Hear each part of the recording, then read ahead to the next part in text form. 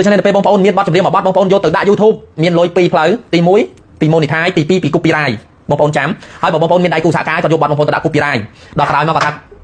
copyright ណាបានលុយទេគេឈិតបងប្អូនហើយមានតែបងប្អូនមានចំណេះដឹងនិយាយមួយម៉ាត់ពីខ្សែលើគេឈិតគេឲ្យលុយបងប្អូនគេឲ្យលុយតែ monetize គេកាត់100គេថា copyright មានបានប៉ុន្មានកុហកសតបទដែលផ្ទុះខ្ញុំបទពិសោធន៍ដែលខ្ញុំធ្លាប់គ្រប់គ្រងក្រុមហ៊ុនចម្រៀងបទផ្ទុះខ្លាំងមានមួយបទខ្លះដល់$1000ជាងគ្រាន់តែ copyright ចម្រៀងតែមួយបទទេមានបទខ្លះឡើងដល់$1000ជាងដូច្នេះអ្នកដែលយកបទចម្រៀងទាំងអស់ទៅប្រើប្រាស់ដែលជួលក្រុមហ៊ុនផ្សេងៗជួយកាន់ YouTube ជួលអីបងប្អូនរឿង copyright មួយខ្ញុំមិនប្រើពាក្យថាបោកទេដូចខ្ញុំនិយាយខាងដើម2 3 4 5ដងមានដែរនេះខ្ញុំអត់ប្រើពាក្យថាបោកគេបោកបងប្អូនទេមានគេខ្សែលើគេយកលុយ copyright បងប្អូនហើយលុយ copyright បងប្អូនពេលខ្លះមិនចាញ់លុយ monetize ទេ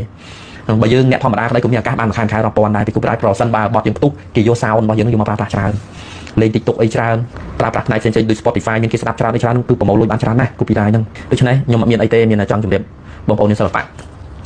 ណ្ដាលណិតហើយទោះបីខ្ញុំបានឆ្ងាយពីវិស័យហ្នឹងក្តីគ្រាន់ថាលើអំពីផលវិបាកនានាដែល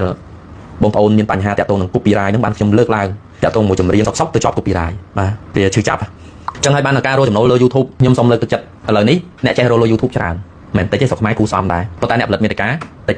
បាទបើបងប្អូនចេះរកលើ YouTube ទៅហើយបងប្អូនខ្លាំងផលិតមាតិកាមួយទៀតចំណូលបងប្អូននឹងល្អបងប្អូនអង្គុយដើរទៅធ្វើការងារនឹងសេរីភាពដោយខ្លួនឯងចំណូលមួយខែ10000បាទហើយខ្ញុំសួរថាតើបងប្អូនខ្លះដែលគាត់រកលុយពិតប្រាកដគាត់ដែរនិយាយអត់គាត់មិនដែរនិយាយទេមានពេលខ្លះផ្លូវដែលគេរកបានគេមិនប្រាប់បងប្អូនទេមិនមែនមានន័យថាគាត់នឹងចិត្តកំណាញ់ទេតែនៅពេលដែលនិយាយលើ social media គេថាបុគ្គលនឹងអួតដូចខ្ញុំកាន់ទូរស័ព្ទខ្ញុំថា YouTube ខ្ញុំរកលុយបានប៉ុណ្នេះប្រាប់បងប្អូនខ្ញុំអៀនខ្លួនណាអៀនខ្លួនយ៉ាងម៉េចហ្នឹងក៏ពេលកប៉ុកសោះវាចង់និយាយអញ្ចឹងតែយើងគ្រាន់តែយើងឈប់ពីវិស័យហ្នឹងហើយនេះវាតែតក់ទេគ្រាន់តែផឹកកាហ្វេទេយើងអត់ដែលទៅផ្ដោតទៅលើកិច្ចការងារហ្នឹងដោយសារយើងមាន business ហើយអញ្ចឹងណាបាទអញ្ចឹងហើយបងប្អូនអាចស្វែងយល់ពីការងារហ្នឹងមានកូនបងប្អូនអូនប្រុសអូនស្រីដែលគាត់ស្រឡាញ់ហ្នឹងគូរៀនតាក់ទងនឹងការរកលុយ YouTube ហ្នឹងបានគូតែរៀនហើយបើថ្ងៃណាមួយអូខ្ញុំឃើញគ្រូណាល្អដែលគេព្រមបរៀននេះអញ្ចឹងហ្នឹងខ្ញុំមានការណែនាំទេតែគ្រាន់តែថាវីដេអូ live មួយនេះខ្ញុំសូមអនុផលិតផលអីទាំងអស់កុំឲ្យថាខ្ញុំលើកជាបញ្ហាការងារ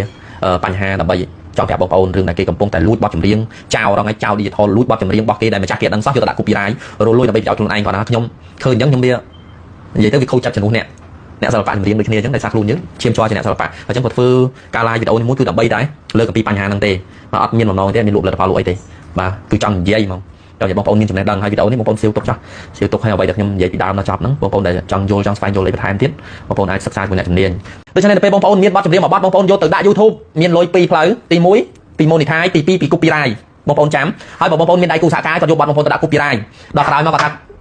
copyright ណាបានលុយទេគេឈិតបងប្អូនហើយមានតែបងប្អូនមានចំណេះដឹងនិយាយមួយម៉ាត់ពីខ្សែលើគេឈិតគេឲ្យលុយបងប្អូនគេឲ្យលុយតែ monetize គេកាត់100គេថា copyright មានបានប៉ុន្មានកុហក